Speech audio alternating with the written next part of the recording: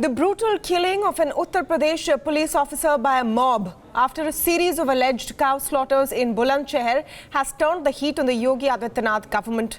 The chief minister, who has been busy campaigning across Chhattisgarh, Madhya Pradesh, Rajasthan and Telangana, has issued directions to take strict action against those involved in the alleged slaughters.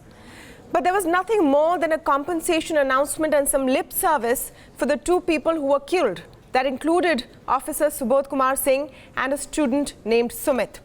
Now, as investigations continue into what really happened in Bulandshahr, data from factchecker.in has shown that nearly 70% of the cases of cow-related violence in Uttar Pradesh have taken place after Yogi Adityanath took charge as chief minister. This data that tracks bovine-related violence shows 21 attacks and 4 deaths just in 2018 in the state. How is the Uttar Pradesh government handling this menace? Or is there some kind of a tacit support for such violence? To talk more on this issue, I'm joined now by senior journalist Sharat Pradhan, and of course we're speaking today with former DGP of Uttar Pradesh, Anand Banerjee as well. Both are joining us from Lucknow. Welcome to you. Mr. Banerjee, there is now data which shows that there is a consistent spike in such incidents. In Bulandshahr specifically, there is a swirl of information and videos going on right now. How do you read this situation from what information is available in the last 48 hours? Information, the incident that has taken place in Bulandshahr is a terrible thing to have happened. And at the outset, I'd like to condole my ex-colleague Subhash Singh, who unfortunately was killed brutally in this particular incident. There has been another death too. That also is to be condoled. However, the entire incident and the way it took place gives rise to the fact that this must have been brewing for some time, and it seems that there was a plan behind it. Both the CM and the DGP have said that there was a larger conspiracy. I do hope it was not a very big conspiracy, but if there was a conspiracy, it should be worked out and it should be put to rest. As far as the cow slaughter is concerned, or the number of incidents increasing, it only indicates the kind of environment which is prevalent, and also the fact that probably the police has not been able to arrest the real culprits and provide some kind of a cover to some kind of a prevention to the vigilantism which is being carried out by a lot of people. People are taking law in their hands. Until and unless it is prevented, and prevented very strictly and strongly, nothing is going to happen. As far as the Bulandshahr So 1 minute, Mr. Banerjee. You are saying here that there seems to be a conspiracy. Is the conspiracy to, polarize people and create this kind of violence?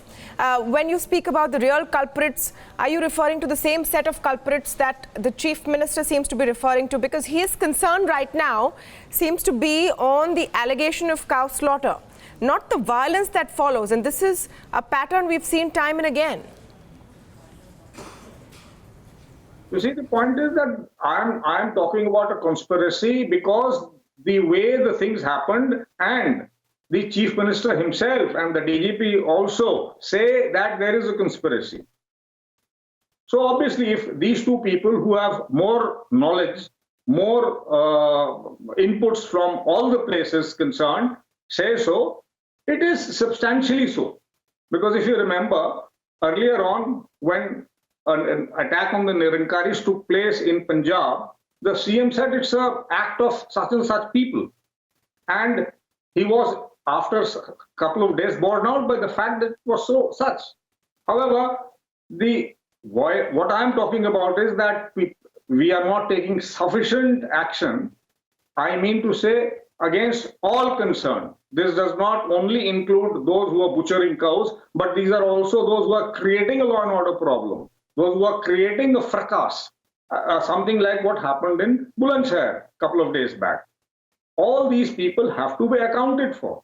And in some case, in one particular case or two cases or any of these cases where deaths have taken place, the trial should be done on a day-to-day basis, and some kind of a solution has to be found out. Because if you don't hang somebody, hang in the sense you don't point out, you don't punish somebody, these things are going to continue. This is a very sad state of affairs if it persists. The first statement that came out from the government of Uttar Pradesh, the focus has consistently been on the allegations of cow slaughter. There has been very little done to prove that these allegations are true and let law take its own course, because that is now a law in the state of Uttar Pradesh. Secondly, the kind of justification time and again for the violence that follows these alleged incidents, don't you think that this in some way encourages these kind of mobs? You see, the mobs are primarily encouraged because over a period of time, whether it is Jawahar Bagh incident or earlier incidents and earlier governments also, mob activity has not been controlled. There has been a lack of knowledge, and frankly, the professional skills of the police have degraded. The intelligence gathering has gone down. The kind of response and responsibility which the earlier policemen seem to have does not exist, or people are afraid of taking steps.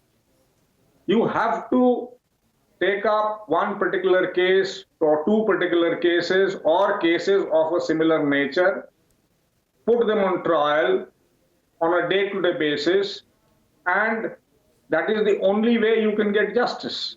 That's the only way you can ensure that the law is followed. No, that could have been done. That could have been done, sir, in the case of Akhlaq. That hasn't reached its logical conclusion. Why only Akhlaq? There are many other cases. You see, a deputy SP was killed in Pratapgarh. Additional SP and a sub-inspector were killed in Mathura. Here is another incident. So all these incidents, and of course, the Pratapgarh incident, the CBI went to the court and said that it was not a murder. It was not on those people. They challenged some other things. They alleged some other things, which is a different matter. But it was the death of a policeman. It was the death of a person who represented the administration at the local spot. Similarly, an additional SP was killed in Mathura. Till date, no arrest has taken place in that. No, I want to distinguish here, Mr. Banerjee. I'm not talking about attacks on policemen alone. We're talking about cow-related violence. In the realm of cow-related violence, Inspector Subodh Kumar Singh has been the first police officer to be killed. It is maybe an uncanny coincidence that he was the first investigating officer in the Akhlaq case. His sister has alleged that there is a connection. So let's narrow focus on what we're talking about. He was an IO in the Akhlaq case. He was not the person who instituted the charge sheet. He just investigated it for a month. The last investigating officer is the most important person. So he was not the last investigating officer. Let us not put these two things together. Let's take the case of Hapur, where a person was almost lynched in the presence of a policeman.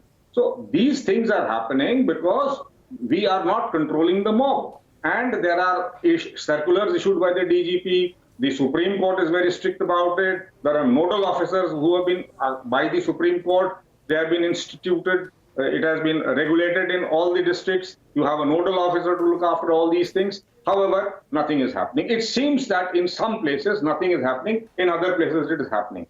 And moreover, before the carcass discovered or the meat discovered is declared to be that of the Govanshi or from the cow family, things get out of hand and they are not being dealt with sufficient strictness. That is what I intend saying.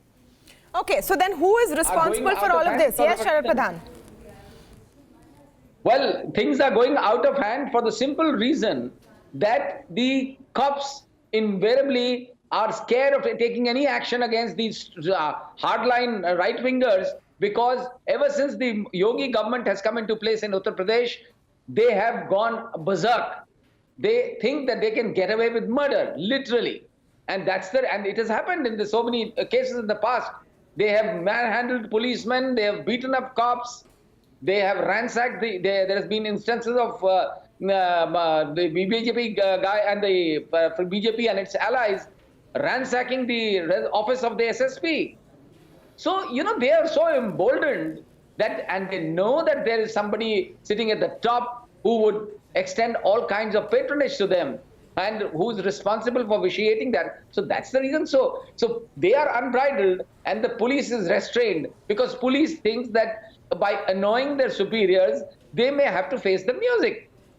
So that is also the reason. Can you imagine a cop guns down an innocent man in Lucknow, the Apple executive sometime back, you remember? Yeah.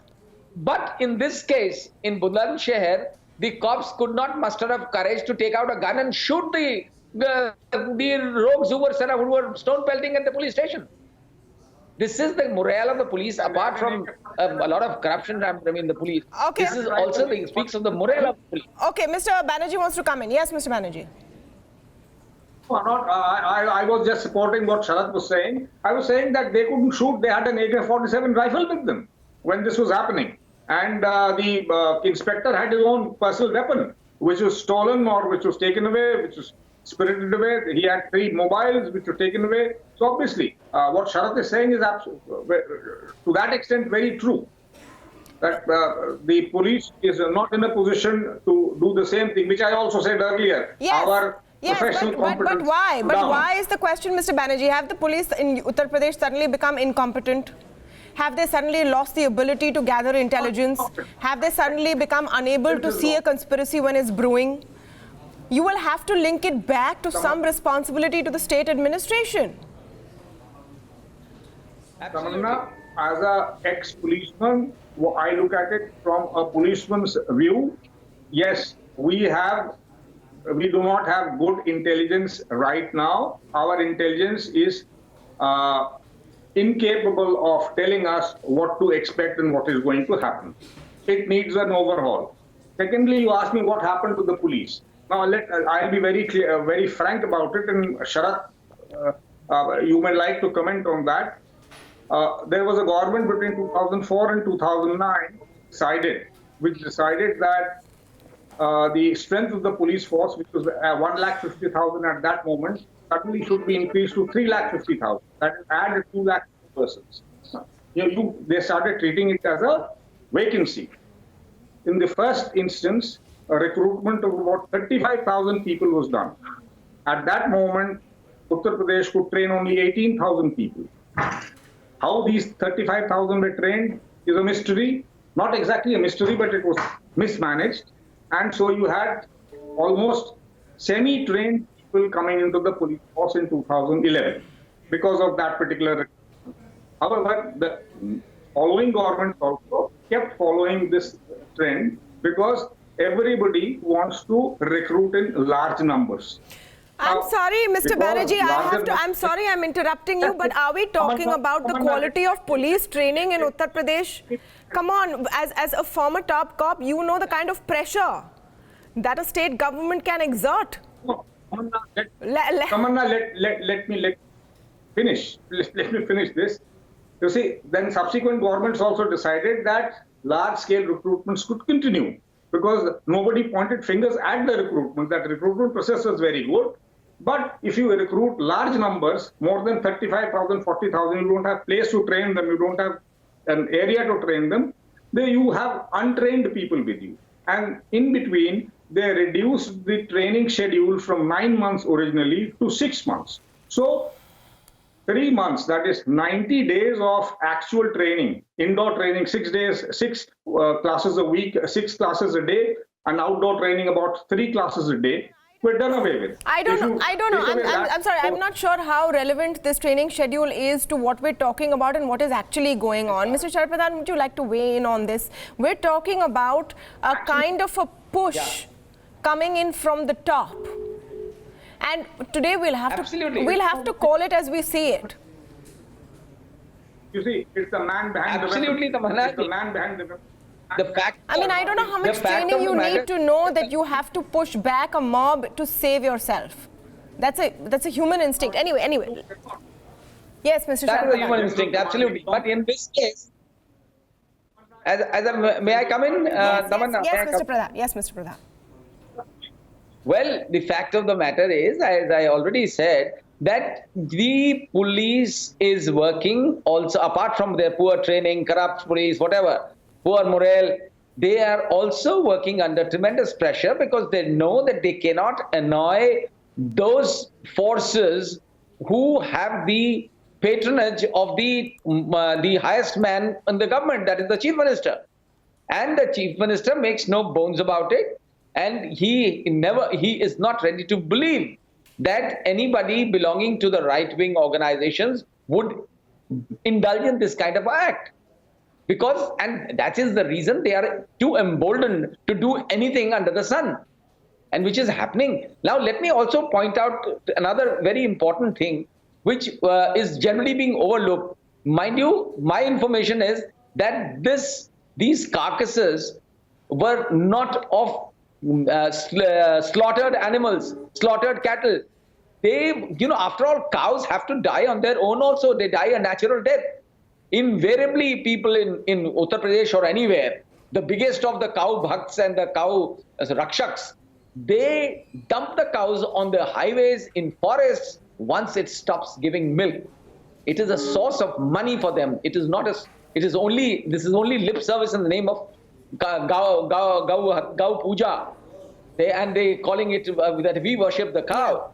The fact is that they dump these cows, and cows have to ultimately die like human beings.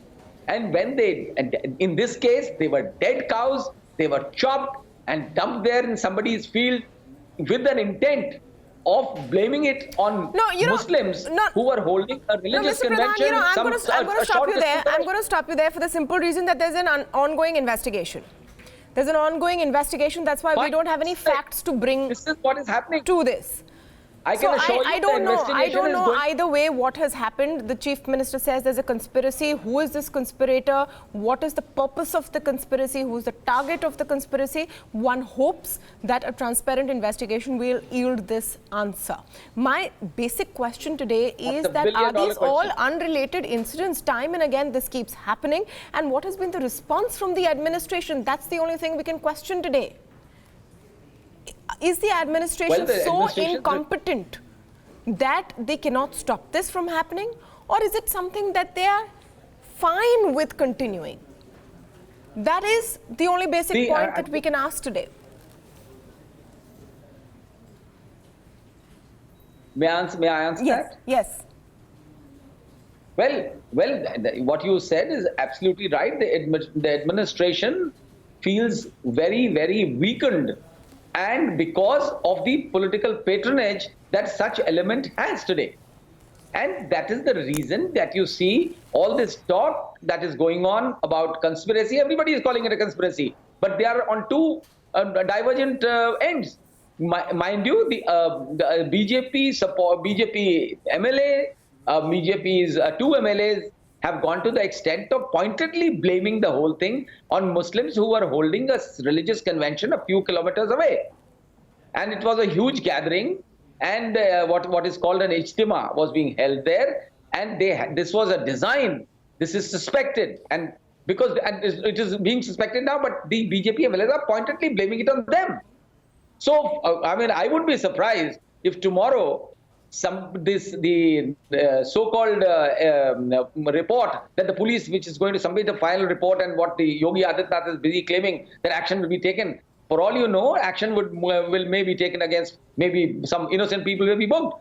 Okay. But the good thing that the police did was to book the actual culprits. 27 people are named in the FIR, and mind you, 7 of these are Muslims also.